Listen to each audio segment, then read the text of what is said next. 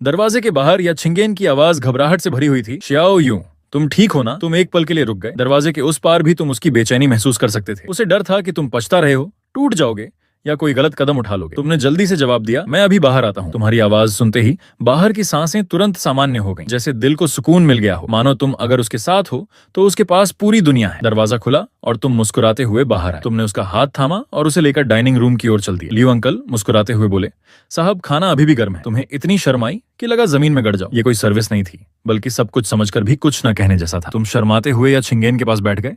उसे और लियो अंकल को बातचीत करते देखते हुए तुम्हारा मन अतीत में चला गया। लियो अंकल यहाँ सिर्फ इसलिए थे क्योंकि या छिंगेन ने कभी उनकी मदद की थी। सालों पहले उनकी बेटी गंभीर रूप से बीमार थी और या छिंगेन ने इंटरनेट पर मदद की अपील देखकर बिना सोचे समझे मदद कर दी थी, जिससे उसकी जान बच गई। यह दयालुता उसी के अपने अनुभव से आई थी। जब वह 10 साल की थी, एक दुर्घटना में उसने अपने दोनों पैर खो दिए थे और उसके साथ ही उसकी रंगीन दुनिया भी खत्म हो गई थी। वह खुद को अधूरा समझती थी, इसलिए कभी तुम्हारे पास आने की हिम्मत नहीं कर पाई, जबकि तुम ही उसकी जिंदगी की एकमात्र रोशनी थे। ये विला असल में उसने तुम्हारे 18वें जन्मदिन पर ही बनवा लिया था, लेकिन उस समय वह इतनी संकोची थी कि तुम्हारे करीब भी नहीं आ पाई और तुम भी उसे जैसे नजरअंदाज करते थे, मानो वह हवा हो। किसे पता था कि यह खूबसूरत विला असल में तुम्हारे शादी के समय तुम्हें गिफ्ट देने के लिए था। लेकिन किस्मत ने करवट ली और आज तुम न सिर्फ यहाँ रह रहे हो, बल्कि उसके साथ प्यार से खाना भी खा रहे हो। उसकी ख्वाहिश आखिर पूरी हो गई। इसी बीच क्वीन के टीवी में एक अलग ही हालात बने हुए थे।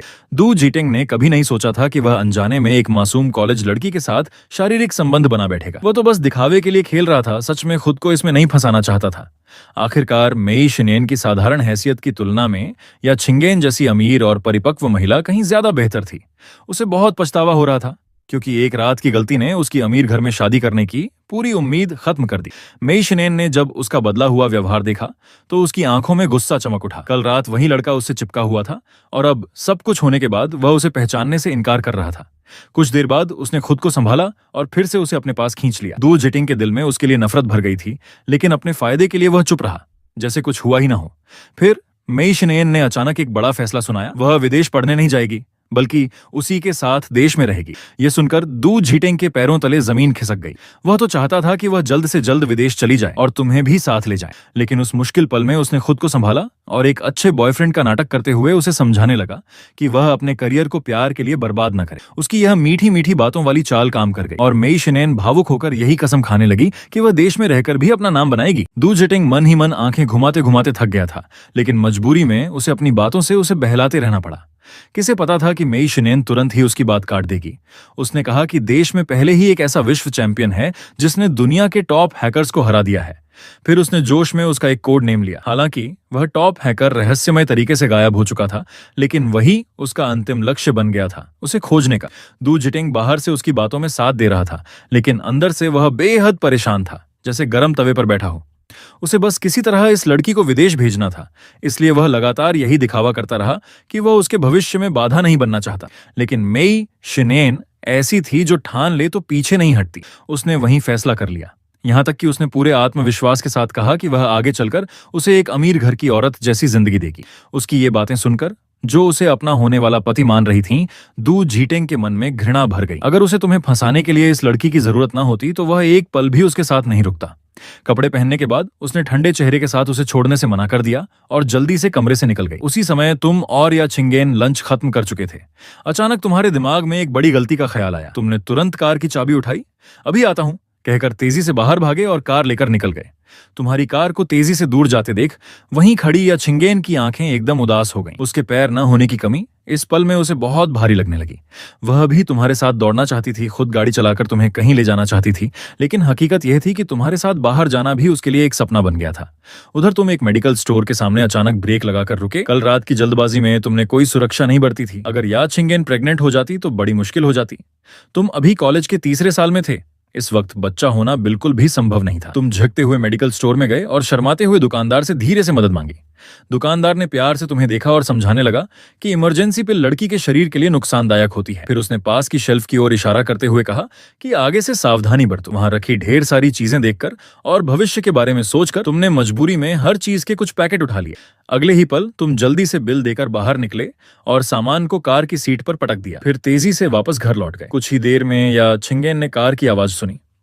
वह उम्मीद भरी नजरों से दरवाजे की ओर देखने लगी। जैसे ही दरवाजा खुला तुम ऐसे अंदर आए जैसे कोई चोरी करके आया हो, झुककर खुद को छुपाने की कोशिश करते हुए। तुम नहीं चाहते थे कि वह देखे कि तुम क्या लाए हो, लेकिन किस्मत को कुछ और ही मंजूर था। अचानक पीछे से उसकी आवाज आई और तुम घबरा गए।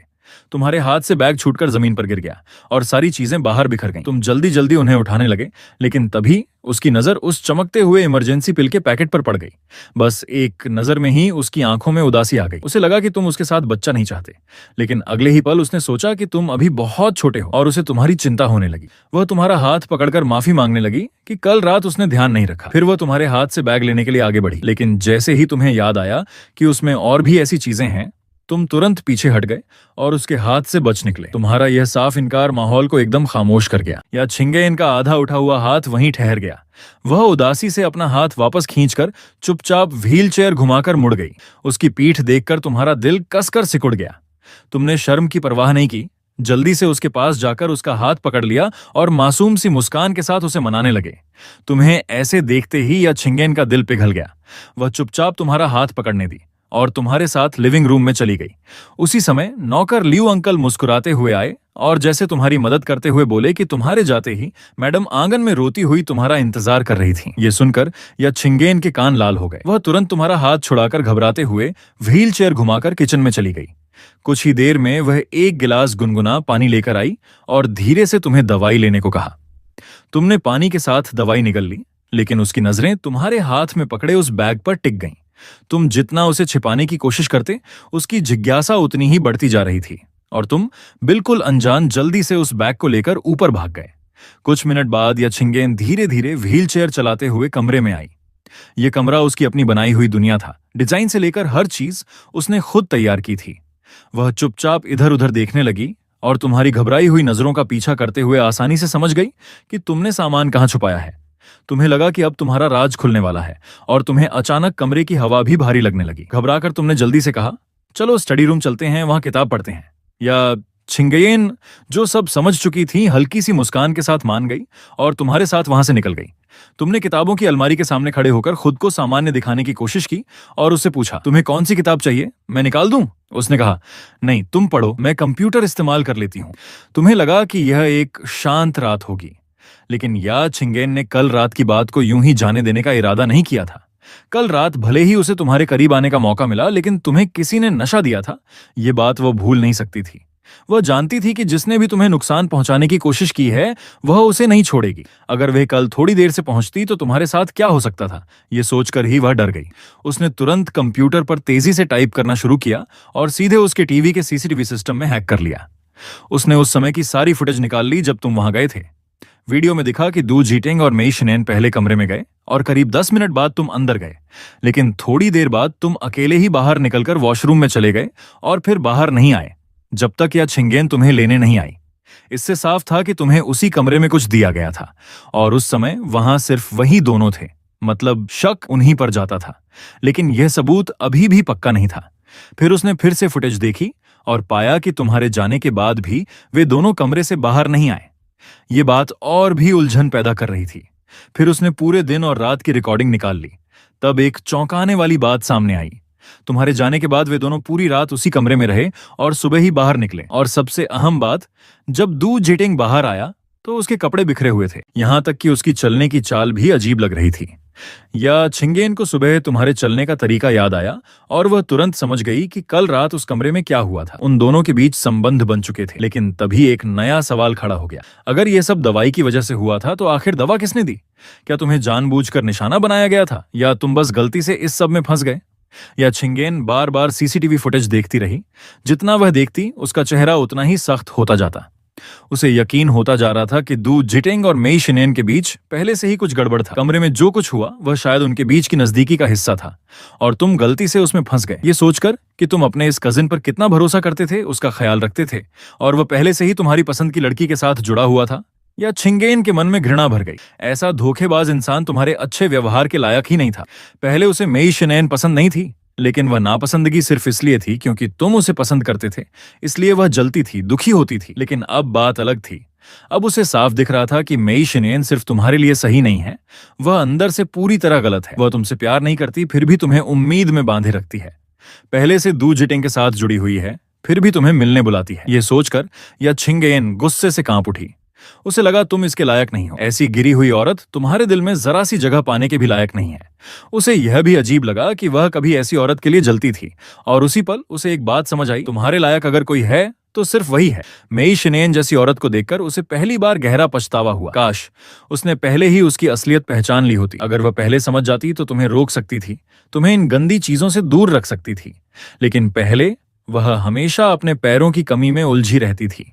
उसे हीन भावना होती थी, वह पीछे हट जाती थी। उसे लगता था कि तुम्हें एक पूरी तरह सही औरत के साथ होना चाहिए। लेकिन अब उसे समझ आया, सिर्फ शरीर से सही होना ही सब कुछ नहीं होता। दिल साफ होना जरूरी है, और वह हर किसी में नहीं होता।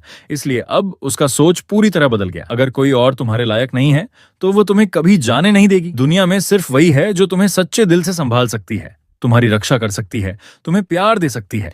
ये सोचते ही उसका मन मजबूत हो गया। अब वह खुद को लेकर उलझन में नहीं थी। वह अपनी कमी को स्वीकार कर चुकी थी। लेकिन तुम्हारा प्यार पाने के लिए वह कोशिश कर सकती थी, और करेगी, क्योंकि उसके पास तुम्हारे लिए सच्चा दिल है, और वह तुम्हें वह जिंदगी दे सकती है जो तुम चाहते हो। इसलिए मेई शिनेन की असलियत वह एकदम से उजागर नहीं करेगी। वह धीरे धीरे तुम्हारे सामने सब सच लाएगी, ताकि तुम खुद देख सको कि जिस इंसान को तुम चाहते थे वह असल में कैसी है। और तुम्हारे मामा के परिवार के लिए तुम्हारे प्यार को सोचकर उसकी आंखों में ठंडापन और गहरा हो गया। वह दुविधा में थी, क्या यह सच तुम्हें बता दे या नहीं। वह तुम्हें दुखी नहीं देखना चाहती थी, और जब तुम बेखबर थे ये सोचकर कि सब कुछ ठीक है, या छिंगेन ने एक फैसला कर लिया, वह खुद इस मामले को संभालेगी। उसकी योजना थी कि धीरे धीरे तुम्हारे मामा के परिवार को तुमसे दूर कर दे, ताकि तुम बिना जाने ही उनसे दूर होते जाओ। या छिंगेन, क्या सोच रही हो? तुम 100 Years of Solitude की किताब हाथ में लिए मुस्कुराते हुए उसके पास आए। वह जैसे अचानक चौंक गई हो। उसने तुरंत कंप्यूटर स्क्रीन बदल दी। उस पल तुमने उसकी आंखों में उठी हलचल नहीं देखी, और न ही यह देखा कि स्क्रीन पर अभी भी के टीवी का सीसीटीवी चल रहा था। तुमने बस उसका शांत चेहरा और हल्की मुस्कान देखी। उसने धीरे से पूछा, कुछ नहीं। तुमने कौन सी किताब चुनी? तुमने कहा, मैंने देखा यहाँ ज्यादातर किताबें साहित्य, कंप्यूटर और गणित की हैं, तो मैंने बस 100 Years of Solitude उठा ली। तुम उसके पास आकर स्वाभाविक रूप से उसके बगल में बैठ गए, बिना यह जाने कि वह अभी क्या सोच रही थी। वह बोली, मुझे नहीं पता तुम्हें कैसी किताबें पसंद हैं, इसलिए मैंने कुछ साहित्य वाली किताबें रख दी हैं। अगर पसंद ना आई तो लिस्ट बना देना, मैं और मंगा लाऊंगी। उसकी बात भले ही सामान्य लगी, लेकिन हर शब्द तुम्हारे बारे में सोचकर कहा गया था। तुमने लापरवाही से मना कर दिया, छोड़ो, मुझे किताबें पढ़ने का इतना शौक नहीं है, खरीद कर रखेंगे तो बस जगह ही घेरेंगी। लेकिन तुम्हारे मन में कुछ और ही चल रहा था। तुम सोच रहे थे कि उस जगह पर भविष्य में बच्चों के लिए किताबें रखी जाएंगी, जगह घेरेंगी। या छिंगेन की आंखें अचानक गहरी हो गईं, और आवाज भी थोड़ी गंभीर हो गई। क्या तुम्हें घर छोटा लग रहा है? चाहो तो हम इसे और बड़ा कर सकते हैं। तुम तुरंत हाथ हिलाकर बोले, नहीं नहीं, ऐसा ही ठीक है। बहुत बड़ा घर खाली खाली लगता है। तुम्हें डर था कि कहीं वह सच में घर बढ़ाने का सोच न ले। तुम्हें तो एक छोटे भरे पूरे घर का माहौल पसंद था, जहां परिवार साथ हो, वही असली घर लगता है। उधर दूसरी तरफ दू झीटिंग पूरी तरह थककर गहरी नींद में डूबा हुआ था। वह घर आते ही सो गया, और उसकी माँ श्यामई को कुछ पता ही नहीं चला। श्यामई खुश होकर घर लौटी। आज क्लब में उसकी मुलाकात एक अमीर लड़के से हुई थी। अपनी बातों के हुनर से उसने उससे अच्छी जान पहचान बना ली, और बातों बातों में अपने बेटे का जिक्र भी छेड़ दिया। जब उसे पता चला कि उस आदमी की बेटी भी उसके बेटे की उम्र की है, तो उसने अपने बेटे की खूब तारीफ की, जैसे कोई सामान बेच रही हो। अब वह बहुत खुश थी, क्योंकि खुद तो वह अमीर घर में शादी नहीं कर पाई, लेकिन अपने बेटे से यह सपना पूरा करना चाहती थी। तेंग तेंग, अभी तक सो रहे हो? वह कमरे में गई और उसे गहरी नींद में देखा तो झुंझला कर बोली, माँ परेशान मत करो, सोने दो। दू झीटेंग ने थकान में करवट बदल ली, लेकिन जैसे ही वह पलटा, श्यामई की आंखें फैल गईं। उसकी गर्दन पर लाल निशान साफ दिखाई दे रहे थे। ये क्या है? वह गुस्से से कांपने लगी। तू रात भर कहाँ था? क्या कर रहा था? उसने उसका हाथ पकड़कर जबरदस्ती उठा दिया। उसे लगा था कि उसने अपने बेटे को अच्छे संस्कार दिए हैं, लेकिन अब उसे लग रहा था कि वह पूरी तरह बिगड़ गया है। दू झेटिंग डर गया और सच बताने की हिम्मत नहीं हुई। उसे पता था कि उसकी माँ बहुत सख्त सोच वाली है। अगर सच पता चल गया तो बड़ा बवाल हो जाएगा, इसलिए उसने झूठ बोल दिया, कुछ नहीं, मैं बस कजिन के घर सो गया था। कजिन? श्यामई का चेहरा बदल गया। मतलब वो? या छिंगेन? वह तुरंत गुस्से में आ गई। वो अपाहिज लड़की मेरे बेटे को परेशान करने की हिम्मत कैसे कर सकती है? उसकी औकात ही क्या है? वह पहले से ही वैन मेलिंग को पसंद नहीं करती थी। एक औरत जो एक विकलांग बेटी के साथ भी अमीर घर में शादी कर गई। उसके मन में पहले से ही गलत धारणाएं भरी थीं। उसकी नजर में तुम्हारी सौतेली माँ वैन मेलिंग एक चालाक औरत थी, जिसने मौका देकर अमीर आदमी से शादी कर ली। दू जेटिंग घबराकर तुरंत अपनी गर्दन ढक लेता है और साफ इनकार कर देता है, किसी ने मुझे परेशान नहीं किया, ये तो बस कीड़े ने काट लिया था, मैंने खुद ही खुजा दिया। अब भी सच नहीं बताओगे? मैं तुम्हारी माँ हूं, क्या मुझे नहीं पता ये क्या है? श्यामई गुस्से से तिलमिला उठी। उसे लगा कि उसका बेटा अब झूठ बोलना भी सीख गया है। गुस्से में उसने उसे जोर से खींचकर बिस्तर से नीचे गिरा दिया। बताओ, क्या उस अपाहिज लड़की ने तुम्हारे साथ कुछ किया? दू झीटेंग हैरान रह गया। अभी कुछ समझ ही नहीं पाया था कि श्यामई ने पहले ही फैसला सुना दिया। चलो अभी चलते हैं उस वेन मेलिंग के पास, उससे जवाब मांगते हैं। खुद बेशर्म है तो अपनी बेटी को भी वैसा ही बना दिया। वह उसे खींचते हुए बाहर ले जाने लगी, मानो तुम्हारे घर में तूफान खड़ा करने जा रही हो। दू झीटेंग पूरी तरह घबरा गया और जोर जोर से छूटने की कोशिश करने लगा। माँ, उसने कुछ नहीं किया, उसका कोई लेना देना नहीं है, किसी ने मुझे परेशान नहीं किया। क्या तुम बेवकूफ हो, मुझसे छुपा रहे हो? श्यामई गुस्से से फट पड़ी। मैंने तुम्हें कितनी बार कहा है, खुद को संभाल कर रखो। अमीर घर की लड़कियां ऐसी नहीं होती। उसका दिल जल रहा था। सालों से उसने अपने बेटे के लिए जो सपने देखे थे अमीर घर में शादी के, उसे लगा सब खत्म हो गया। माँ, आप मुझे ही गलत कह रही हो। आजकल के जमाने में ये सब बड़ी बात नहीं है। अमीर लड़कों की तो हर कुछ दिन में नई गर्लफ्रेंड होती है। दू झीटेंग भी भड़क गया। और वो आंटी, वो भी तो अपनी बेटी के साथ शादी करके आई हैं, वो अलग बात है। श्यामई ने गुस्से में उसके सिर पर उंगली मारते हुए कहा, तुम भी वैसी बनना चाहती हो? इतनी छोटी उम्र में बिगड़ गई हो। दू झीटेंग ने मन ही मन आंखें घुमा ली। असल में घर में वेन मेलिंग के खिलाफ जो नफरत थी वो भी श्यामई ही भड़काती थी। वह रोज उसके कान भरती थी ताकि वो अपनी सौतेली माँ के करीब न जाए। माँ, ये नया जमाना है, आपकी सोच बहुत पुरानी है। कुछ अमीर लोग तो ऐसी लड़कियों को ही पसंद करते हैं जिनके पास अनुभव हो। ये कहकर दू झीटेंग ने उसे बाहर धक्का दिया और दरवाजा बंद कर दिया। वह अपनी माँ से पूरी तरह निराश हो चुका था। उसे लगा कि उसकी माँ की नजर में वह सिर्फ एक साधन है अमीर घर में चढ़ने का। उधर दरवाजे के बाहर खड़ी श्यामई गुस्से से जल रही थी। वह तुरंत तुम्हारे घर की ओर निकल पड़ी। वैन मेलिंग, बाहर आओ! घर के अंदर घुसने से पहले ही वह आंगन में चिल्लाने लगी। उसका रवैया बेहद आक्रामक था। वैन मेलिंग समझ गई कि कुछ गड़बड़ है, फिर भी मुस्कुराते हुए बाहर आई। अरे भाभी, आइए अंदर, मुस्कुराने की जरूरत नहीं है, ज्यादा खुश मत हो। श्यामई ने आते ही उसे डांटना शुरू कर दिया। ये मत समझना कि तुम्हारी बेटी मेरे बेटे को फंसाकर उससे शादी कर लेगी, ऐसा कभी नहीं होगा। वैन मेलिंग का चेहरा सख्त हो गया। उसे समझ नहीं आया कि दू झीटेंग और या छिंगेन का इससे क्या संबंध है। और वैसे भी या छिंगेन तो पहले ही तुमसे शादी कर चुकी थी। वह ठंडे स्वर में बोली, तुम गलत समझ रही हो। या छिंगेन की शादी शियाओ यू से हो चुकी है। मतलब साफ था, तुम्हारा बेटा उसके लायक नहीं है। क्या शादी हो गई? श्यामई चिल्ला उठी। वह पूरी तरह हिल गई। शादी के बाद भी मेरे बेटे को फंसा रही है, बिल्कुल अपनी माँ जैसी। वह गालियां देने लगी। वो अपाहिज लड़की कहाँ है? उसे बुलाओ, हिम्मत है तो सामने आए। वह नीचे खड़ी होकर हंगामा करने लगी, जानबूझकर जोर जोर से चिल्ला रही थी ताकि या छिंगेन ऊपर से नीचे आए। वैन मेलिंग का गुस्सा भी अब काबू से बाहर हो रहा था। रिश्तेदार होने के बावजूद श्यामई बार बार उसकी बेटी का अपमान कर रही थी।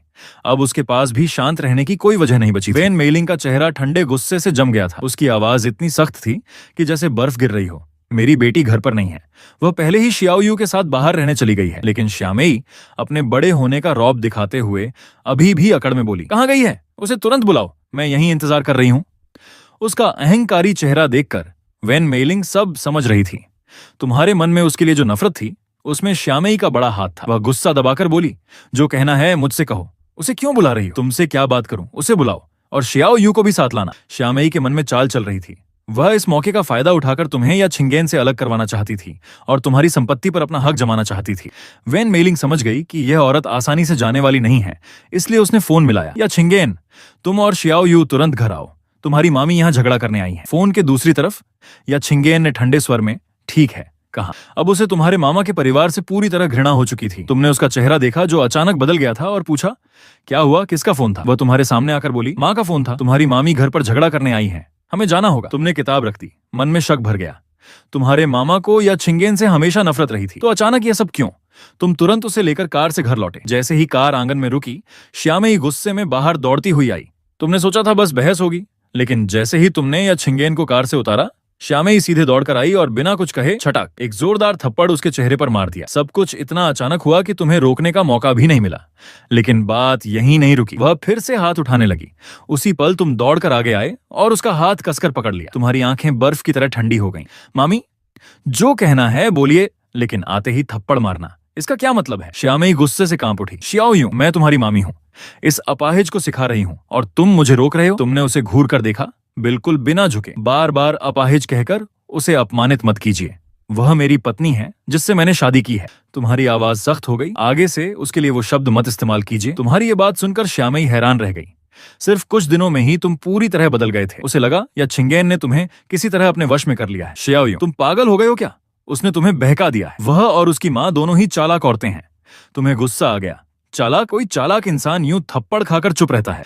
तुमने या छिंगेन को अपने पीछे कर लिया और मजबूती से कहा, मामी वह कैसी है, यह आपको तय करने की जरूरत नहीं है। मुझे वह पसंद है, बस यही काफी है। वह मेरी पत्नी है, आगे से उससे इज्जत से बात कीजिए। तुम्हारा यह बिना झिझक किया गया बचाव सुनकर या छिंगेन अचानक सिर उठाकर तुम्हें देखने लगी। उसे ऐसा लगा जैसे वह अचानक आसमान में पहुंच गई हो। नीचे फैली पूरी दुनिया साफ दिखाई दे रही हो। उसके अंदर एक अजीब सी खुशी और गर्व उमड़ पड़ा, खासकर तुम्हारे वो सीधे शब्द, मुझे पसंद है, बस वही काफी है। ये उसके दिल पर बिजली की तरह गिरे। उसका दिल जोर जोर से धड़कने लगा।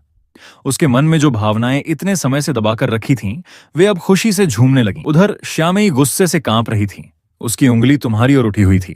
उसे यकीन ही नहीं हो रहा था कि जो लड़का हमेशा उसकी बात मानता था, वह आज किसी बाहरी के लिए उससे बहस कर रहा है। तुमने ठंडे चेहरे से कहा, मामी, हमें बुलाया क्यों था? जो कहना है साफ साफ कहिए। तब श्यामई ने दांत पीसते हुए एक बेहुदा आरोप लगाया। शियाओ यूं, तुम्हारे कजिन के साथ बदसलूकी हुई है और ये सब इस या छिंगेन ने किया है। तुम्हें हंसी आ गई, लेकिन तुमने खुद को संभाला। या छिंगेन का ऐसे किसी में दिलचस्पी लेना, यह बात ही बेमानी थी। उसी वक्त या छिंगेन ने घबराकर तुम्हारी तरफ देखा। उसे डर था कि कहीं तुम उसकी बातों पर यकीन न कर लो, लेकिन जैसे ही तुम दोनों की नजरें मिलीं, तुमने उसे एक शांत, भरोसा देने वाली मुस्कान दी।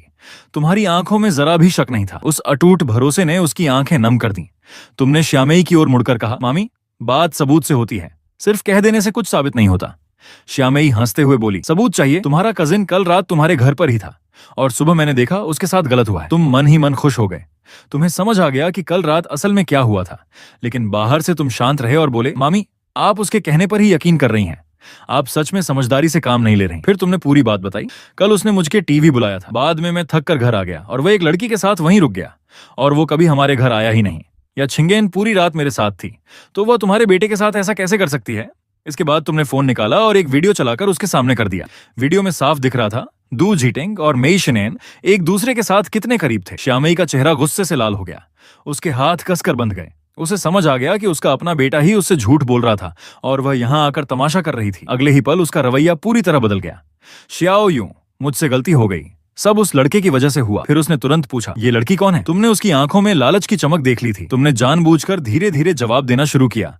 उसका नाम मेई शिनेन है, हमारे कंप्यूटर विभाग की टॉप स्टूडेंट है। आगे चलकर वह जो भी सॉफ्टवेयर बनाएगी उससे करोड़ों कमा सकती है। फिर तुमने कैजुअली जोड़ दिया, और उसके परिवार का रियल एस्टेट का बड़ा बिजनेस है। वो बड़ा मॉल जहां हम अक्सर जाते हैं, वो भी उन्हीं का है। तुम जानबूझकर उसकी तारीफ कर रहे थे ताकि श्यामई पूरी तरह लालच में आ जाए, लेकिन तुम्हारे पास खड़ी या छिंगेन चुपचाप अपनी मुट्ठी भींच रही थी। उसकी नजर में मेई शिनेन सिर्फ एक घटिया इंसान थी और उसका तथाकथित टैलेंट भी मजाक था। तुमने आखिरी बार किया, हमारे कॉलेज में तो लड़के उसके पीछे पागल हैं, लेकिन तुम्हारा बेटा तो उसे आसानी से पटाकर ले आया। बस इतना सुनते ही श्यामई का घमंड आसमान छूने लगा, लेकिन या छिंगेन के दिल में एक अजीब सी कसक उठी। उसे लगा शायद तुम पहले से ही सब जानते थे और दिल टूटने के बाद ही तुमने उसे चुना है। उधर श्यामई खुशी से फूली नहीं समा रही थी। उसे लगा उसका बेटा तो चुपचाप बड़ा दांव खेल गया, एक अमीर लड़की को फंसा लिया। अरे, इस लड़के ने मुझसे छुपाकर प्यार कर लिया और मैं यहाँ तमाशा करने आ गई।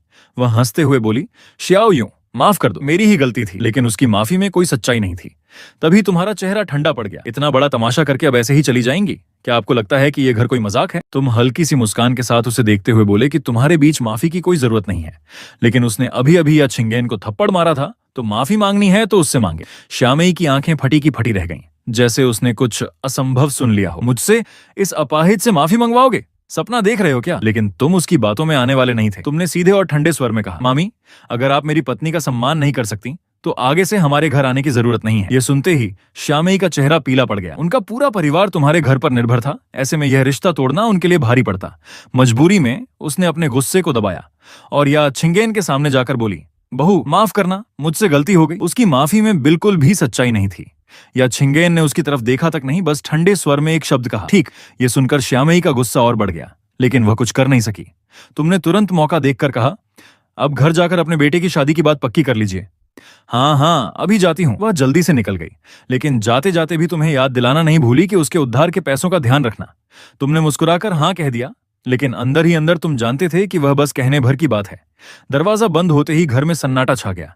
तुमने मुड़कर या छिंगेन के चेहरे पर पड़े लाल निशान को देखा और धीरे से पूछा, दर्द तो नहीं हो रहा? लेकिन अगले ही पल उसने तुम्हारा हाथ हटा दिया। नहीं। उसकी आवाज धीमी थी और आंखों में अजीब सी बेचैनी और दर्द था। वह खुद को दोष दे रही थी कि वह तुम्हारी रक्षा नहीं कर पाई और उस औरत की वजह से तुम्हें तकलीफ हुई। तुमने उसका हाथ पकड़ लिया और कहा, क्या तुम मुझसे नाराज हो कि मैंने उसे वापस नहीं मारा? तुम्हारे दिल में भी गुस्सा भरा था, लेकिन तुम जानते थे कि अभी सही समय नहीं है। तभी या छिंगेन ने अचानक सिर उठाकर तुम्हारी आंखों में देखा और पूछा, नहीं, मैं बस जानना चाहती हूँ, तुम्हें कब से पता था कि उन दोनों के बीच कुछ चल रहा है? उसकी आंखों में डर था। कहीं ऐसा तो नहीं कि तुम्हें शादी के बाद यह सब पता चला हो और मजबूरी में तुम उसके साथ हो। तुमने हल्की सी कड़वी मुस्कान दी। बहुत पहले से तुम्हारे चेहरे की तकलीफ देखकर उसका दिल कस गया। अगले ही पल उसने तुम्हें कसकर गले लगा लिया। श्याओ यूं, रो मत, वो लड़की तुम्हारे लायक नहीं थी। उसकी आंखें नम थीं, लेकिन वह तुम्हें दिलासा दे रही थी। चाहे वह तुम्हारी पहली पसंद न हो, उसे फर्क नहीं पड़ता। उसे बस तुम्हारी खुशी चाहिए थी। रात हो चुकी थी। बाथरूम से पानी गिरने की आवाज आ रही थी। तुम नहा रहे थे। बाहर या छिंगेन धीरे धीरे व्हीलचेयर घुमाते हुए तुम्हारी अलमारी के पास पहुंची। उसने चुपके से दराज खोली और उस प्लास्टिक बैग को निकाल लिया जिसे तुमने छुपाया था। जैसे ही उसने उसे खोलकर अंदर देखा, उसके हाथ हल्के से कांप गए। उसे यकीन नहीं हुआ कि तुमने ऐसी चीजें खरीदी थीं। इसका मतलब साफ था, तुम उससे दूर नहीं जाना चाहते, बल्कि आगे भी उसके साथ रहना चाहते हो। ये सोचते ही उसके दिल में एक अजीब सी खुशी भर गई। उसका चेहरा लाल हो गया। जो लड़की हमेशा अपनी कमी को लेकर हीन भावना में रहती थी, उसी के अंदर अब पहली बार एक अलग सा आत्मविश्वास जन्म ले रहा था। अब जब उसे यकीन हो गया कि तुम उसे ठुकरा नहीं रहे, तुमने जोर से पुकारा, या छिंगेन। तुम्हारी नजर खाली कमरे में इधर उधर घूमी और आखिर बालकनी में खड़ी उसकी पीठ पर जाकर टिक गई। तुम बाल सुखाते हुए उसके पास पहुंचे और हैरानी से पूछा, यहाँ अकेले क्या कर रही हो? मैं नहा चुका हूं, तुम जाओ। अचानक यह छिंगेन ने तुम्हारे हाथ से तौलिया लिया और एक झटके से तुम्हें अपनी ओर खींच लिया। अगले ही पल तुम उसके गर्म आलिंगन में थे और सीधे उसकी गोद में बैठ गए। तुमने सिर उठाकर पूछा, यहाँ क्यों आई हो? तुम्हें लगा शायद वह फिर कुछ छुपा रही है। वह धीरे धीरे तुम्हारे बाल पोंछते हुए बोली, चांद देख रही हूँ। पहले उसके लिए सब कुछ बस जैसा था वैसा ही था, लेकिन तुम्हारे आने के बाद अब वही रात भी उसे खूबसूरत लगने लगी थी। उसकी नरम आवाज़ें तुम्हारे कानों में पड़ी तो तुम खो से गए। बात बढ़ाने के लिए तुमने खुद ही कहा, 1 महीने बाद छुट्टियां हैं, मुझे इंटर्नशिप की तैयारी करनी होगी। यह सुनकर उसके दिल में खुशी की लहर दौड़ गई। मतलब तुम अब उस लड़की के पीछे विदेश नहीं जाओगे। लेकिन उसने अपने चेहरे पर कुछ नहीं आने दिया और धीरे से पूछा, तो क्या प्लान है? तुमने दृढ़ नजर से कहा, शायद कोई कंपनी में काम करूंगा। इस बार तुम सब कुछ संभालना चाहते थे और उसे सबसे ऊपर ले जाना चाहते थे। या छिंगेन हल्का मुस्कुराई, अच्छा है, पापा भी यही चाहेंगे। तुम अचानक उसके और करीब आ गए। उसकी गर्दन पकड़कर पूछा, और तुम चाहती हो कि मैं जाऊं? तुम्हारी गर्म सांसें उसके चेहरे को छू रही थी। वह थोड़ा घबरा गई, चेहरा घुमाकर बोली, तुम खुश रहो, मुझे कोई आपत्ति नहीं। तुम्हारा दिल हल्का सा भरा है। तुमने जिद करते हुए कहा, मुझसे मत बचो। तुम्हारी खुशी? वह बोली, तुम खुश हो तो मैं खुश हूं। तुमने उसकी आंखों में देखते हुए कहा, नहीं, तुम्हारी खुशी भी जरूरी है। मैं तुम्हें भी खुश देखना चाहता हूं। तुम सच में उसे सारी खुशियां देना चाहते थे। ये सुनकर या छिंगेन कुछ पल के लिए चुप रह गई। उसकी दुनिया में तो बस तुम्हारी खुशी ही मायने रखती थी। वह खुद को भूल चुकी थी। फिर तुमने अचानक शरारत से पूछा, तो कल रात तुम खुश थी? एक पल में ही पिछली रात की यादें उसके दिमाग में घूम गईं। वह झेंप गई, जल्दी से तुम्हारे हाथ हटाकर अलग हो गई। तुम मन ही मन मुस्कुरा उठे। तुम्हें पता था वह जब भी शर्माती है उसके कान लाल हो जाते हैं। अब भी वही हाल था। तुमने उसके कान के पास झुककर धीरे से कहा, तो आज रात भी? ये सुनते ही वह तुरंत उठी और बोली, मैं नहाने जा रही हूँ, और जल्दी जल्दी वहां से निकल गई। तुम उसकी इस घबराहट पर मुस्कुरा दिए। अगली सुबह तुमने देखा उसकी आंखों के नीचे काले घेरे थे। तुमने कहा, थोड़ा और सो जाती, लेकिन वह जिद में बोली, मैं ठीक हूँ, पूरी नींद ली है। तुम जानते थे वह झूठ बोल रही है, लेकिन तुमने कुछ नहीं कहा। तुम नीचे आए तो वह पहले से ही टेबल पर बैठी थी। जैसे ही तुम दिखे, उसकी नजर तुम पर टिक गई। तुमने थोड़ा झेंप कर कहा, खाना खाओ। वह नाराज नहीं हुई, बल्कि मुस्कुराते हुए दूध पीने लगी। तुम्हें देखकर वह खुश थी, ये साफ दिख रहा था। नाश्ते के बाद तुमने बैग उठाया और उसके पास गए। अचानक झुककर उसके गाल पर हल्का सा किस किया और बोले, क्लास के बाद आ जाऊंगा, और बिना रुके बाहर निकल गए। जब तक तुम नजर से ओझल नहीं हुए, वह वहीं खड़ी रही। फिर उसने अपने गाल को छुआ जहां तुमने उसे चूमा था। उसका दिल जैसे पिघल गया। उसके लिए यह सिर्फ एक छोटा सा इशारा नहीं था, बल्कि एक ऐसा पल था जिसने उसे पूरी तरह तुम्हारे प्यार में डुबो दिया। क्लास खत्म होने के बाद एक दुबली पतली लड़की ने तुम्हें आवाज दी, स्टूडेंट जरा रुकिए। तुम रुककर पीछे मुड़े। तुमने उसे देखा, वही लड़की जिसके साथ तुम्हारा नाम बेवजह अफवाहों में जोड़ा गया था, सिर्फ इसलिए क्योंकि उसने तुम्हें एक बार टिश्यू दिया था, लेकिन तुम उसका नाम तक नहीं जानते थे। तुमने हल्के से पूछा, हाँ क्या बात है? वह थोड़ी झिझक गई। उसे एहसास हो गया कि तुम उसे पहचानते भी नहीं हो। फिर भी उसे यकीन था कि इंटरनेट पर जो पोस्ट हटाई गई थी वो तुमने ही हटवाई थी, क्योंकि उसके लिए कोई और ऐसा नहीं करता। वह धीरे से बोली, कुछ नहीं, बस आपका धन्यवाद कहना था। तुम्हें उसके भाई की पिछली जिंदगी की हरकतें याद आ गईं, जिससे तुम्हें गुस्सा आया। लेकिन ये लड़की तो बेगुनाह थी। तुम अपना गुस्सा उस पर नहीं निकाल सकते थे।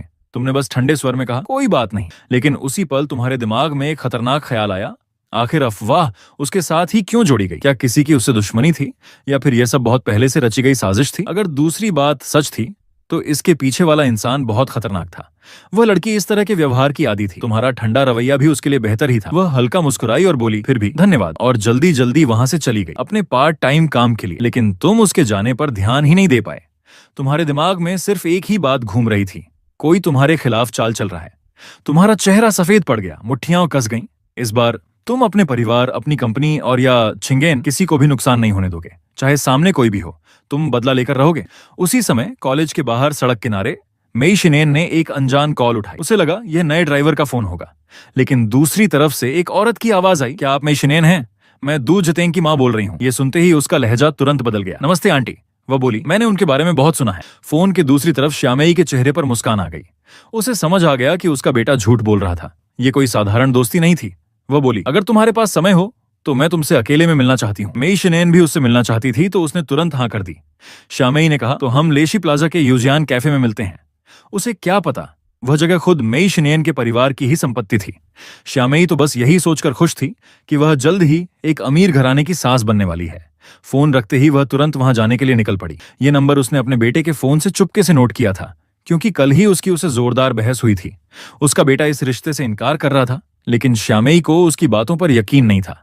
उसके हिसाब से अगर दोनों साथ रात गुजार सकते हैं तो रिश्ता सिर्फ दोस्ती नहीं हो सकता।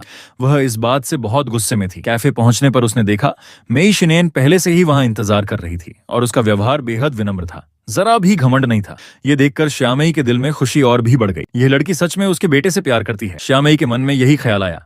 उसने गला साफ किया और बात शुरू करने ही वाली थी। मेई शिनेन, तुम और हमारे श्याओ तेंग। लेकिन उसकी बात पूरी होने से पहले ही मेई शिनेन ने आगे बढ़कर कहा, आंटी, मैं तो श्याओ तेंग को काफी समय से पसंद करती हूँ। बस आप लोगों के सख्त संस्कारों की वजह से हम अब तक साथ नहीं आ पाए। श्यामेई एक पल के लिए पूरी तरह चौंक गई। उसे लगा जैसे गलती उसी की है, जैसे वहीं उनके बीच रुकावट बनी हुई थी। लेकिन अगले ही पल उसने तुरंत बात संभाली। श्याओ तेंग भी तुम्हें सच्चे दिल से चाहता है, तुम हमें साथ रहने की इजाजत दे दो। अब श्यामेई पूरी तरह खुश हो गई। उसे यह लड़की और भी पसंद आने लगी। थोड़ी देर बाद उसने सीधा मुद्दे पर आते हुए कहा, मेई, जब तुम दोनों का रिश्ता यहाँ तक पहुंच ही गया है तो क्यों ना सीधे शादी कर लो। शादी? मेई शिनेन एकदम से चौंक गई। वो तो सिर्फ रिलेशनशिप चाहती थी, अभी शादी का कोई इरादा नहीं था। उसकी झिझक देखते ही श्यामेई का चेहरा बदल गया। अभी तक की नरमी गायब हो गई, आवाज सख्त हो गई। क्या हुआ? शादी की बात आई तो पीछे हट रही हो? मेई शिनेन घबरा गई। नहीं आंटी, बस मुझे लगता है अभी थोड़ा जल्दी है। लेकिन श्यामेई ने उसकी एक नहीं सुनी। वह खड़ी हो गई और बोली, ठीक है, मैं तुम्हें मजबूर नहीं करती। हमारा बेटा कोई ऐसा वैसा नहीं है कि उसे किसी पर थोपना पड़े। अगर तुम्हारा इरादा सिर्फ टाइम पास का है तो आगे तुम दोनों का कोई संबंध नहीं रहेगा। ये सीधा दबाव था और इसका असर भी तुरंत हुआ।